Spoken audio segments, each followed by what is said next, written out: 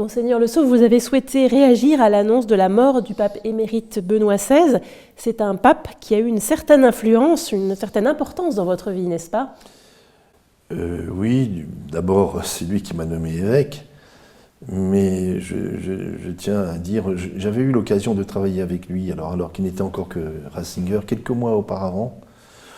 Bon, je souhaitais avoir une analyse un peu compétente sur la situation de l'Église en Allemagne, peu importe les raisons, et j'ai donc sollicité de le rencontrer. Il m'a reçu immédiatement, et je me souviens de l'entretien, plus d'une heure avec lui, qui m'a beaucoup impressionné. Et je l'ai revu d'ailleurs un mois plus tard pour continuer le travail. Ce qui m'a impressionné, c'était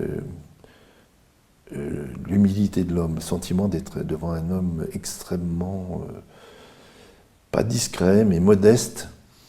Et ça m'a beaucoup impressionné. Et l'intelligence, une limpidité. Il m'a fait une analyse de la situation des universités allemandes en quelques minutes qui m'a impressionné. Et j'étais très, très marqué par... alors j'avais lu des choses déjà de lui, mais par cet homme.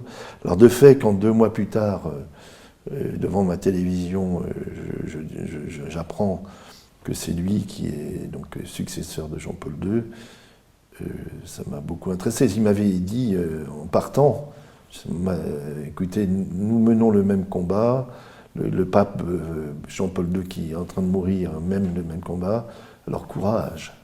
J'ai encore ces mots, et quand je l'ai vu, ça m'a beaucoup marqué. D'autre part, j'ai eu l'occasion de le revoir après, comme évêque du Mans, et de fait... j'ai toujours pensé, en fait, depuis le début, qu'après un Jean-Paul II, il fallait un homme qui ne soit pas, enfin, qui soit un humble. Et de fait, c'est pas d'abord un homme de gouvernement, mais c'est un théologien de stature remarquable et exceptionnelle, un homme de Dieu, et je pense que la Providence nous a dit quelque chose à travers son épiscopat. Dans un communiqué, la Conférence des évêques invite à prier pour le pape Benoît XVI et à rendre grâce pour ce qu'il a apporté de visible et d'invisible à l'Église catholique. La formule est jolie. Est-ce que vous pouvez... que retenez-vous de son action visible et de son action invisible ? Alors l'action visible, je dirais, c'est l'invisible peut-être. Je pense qu'il y a quelque chose de conjoint.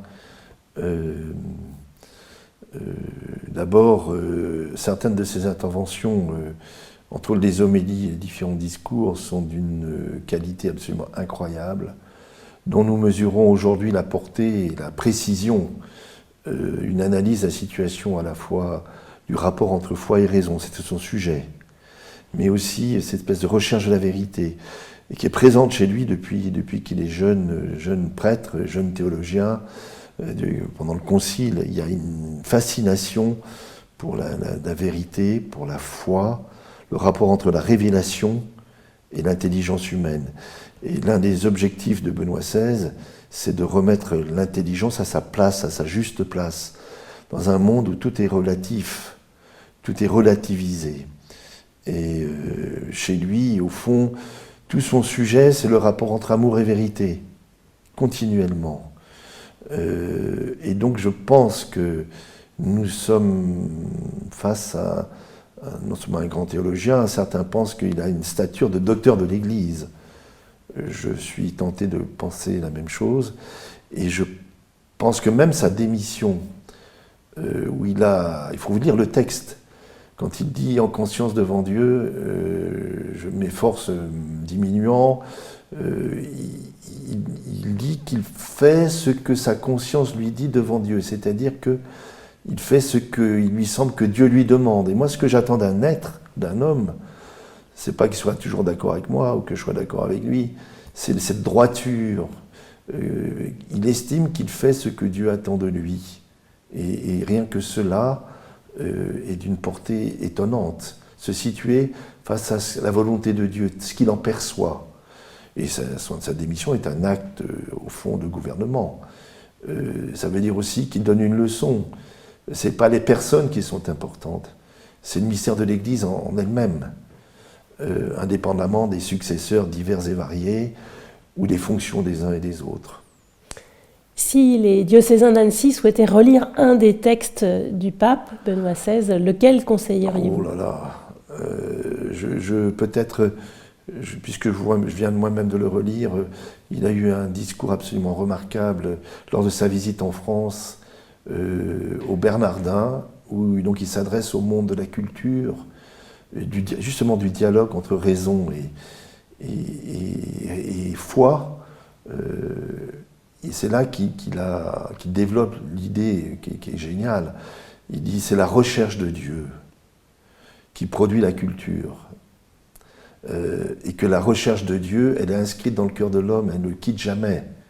On peut vivre sans lui quelques instants, on peut vivre comme s'il n'existait pas, mais il y a dans le cœur de l'être humain, tout être humain, une aspiration à la vérité, à la transcendance. Et si nous ne nous situons pas à ce niveau-là, nous rentrons dans l'anarchie et la dictature, dit-il. Et c'est la recherche de la transcendance, de la vérité, liée à l'amour, qui produit la grandeur de l'homme. Et donc je vous invite à relire ce texte, qui s'adresse pas seulement aux chrétiens, mais qui est beaucoup plus large. Dans son testament spirituel, qui a été rendu public, il a une formule « Restez ferme dans la foi ». Que vous inspire cette formule? Ah, vous savez, il y a un de ses textes aussi, c'est quelques mois avant sa démission, il dit « Mes 2 raisons d'espérer ». Alors la première, il dit, face au monde, face à la situation de l'Église, ma première raison, dit-il, c'est que justement Dieu ne disparaît jamais. La recherche de Dieu est inscrite dans le cœur de l'homme. Et puis la seconde chose, il dit, alors c'est d'une simplicité extrême, mais d'une profondeur étonnante, il dit, parce que simplement la foi, l'attachement, enfin le christianisme est simplement vrai. C'est-à-dire la mort et la résurrection du Christ est simplement vrai. C'est lui aussi qui va développer de manière très forte l'idée que la foi n'est pas l'adhésion à une doctrine ou à une éthique ou à des idées ou à des valeurs, mais que la foi, c'est la rencontre, dit-il, avec un événement, qui est l'événement pascal et la personne du Christ. La foi est une relation. Ça, c'est le cœur du propos de Benoît XVI.